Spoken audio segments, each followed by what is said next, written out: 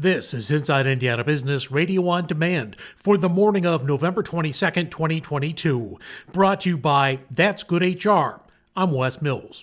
FedEx told investors last month it expects ground shipments to be down this holiday shipping season as people struggle with the economy. The company said first quarter operating results were impacted by global volume softness due to weakening economic conditions. The company's second largest hub is located at the Indianapolis International Airport.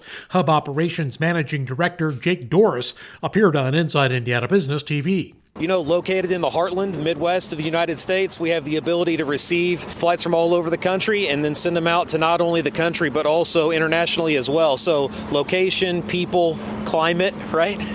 It's all part of what we do in Indianapolis. FedEx is undergoing a $1.8 billion expansion at its Indy hub, adding additional gates for planes and new technology.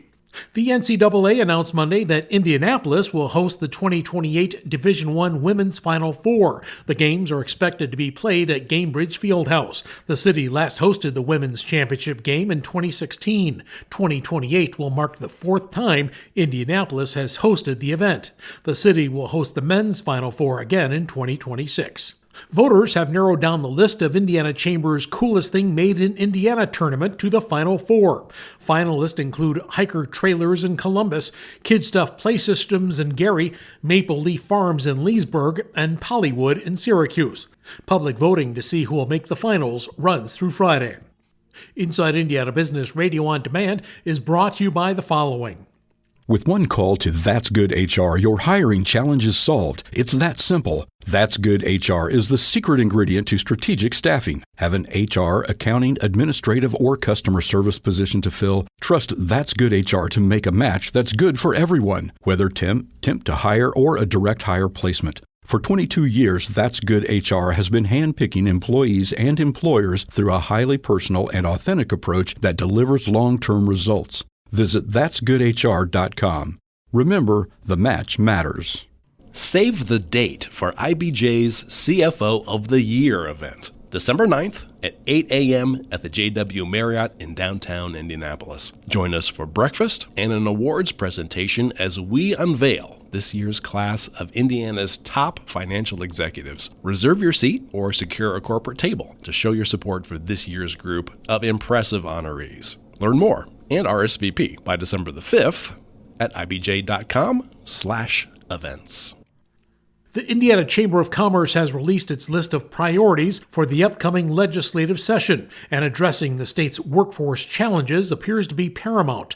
The organization is also emphasizing the need for a clear path for the state's green energy efforts.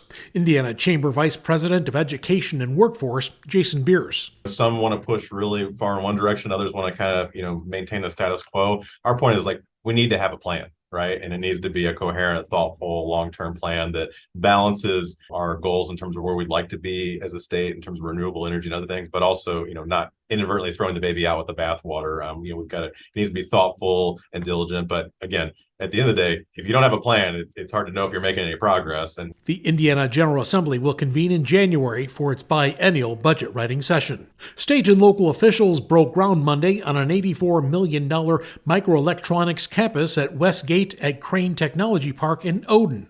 The Indiana Economic Development Corporation says Westgate 1 will accelerate the reshoring of semiconductor research and manufacturing in the U.S. The campus has already secured commitments from 4 semiconductor companies that plan to invest a total of $300 million in Indiana and create nearly 550 jobs.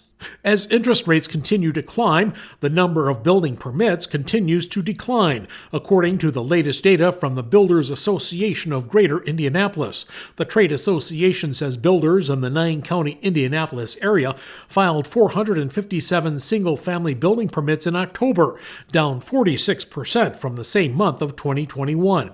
Baggy says permit filings have fallen on a year-over-year basis for the past 10 months and in 13 of the past 15 months.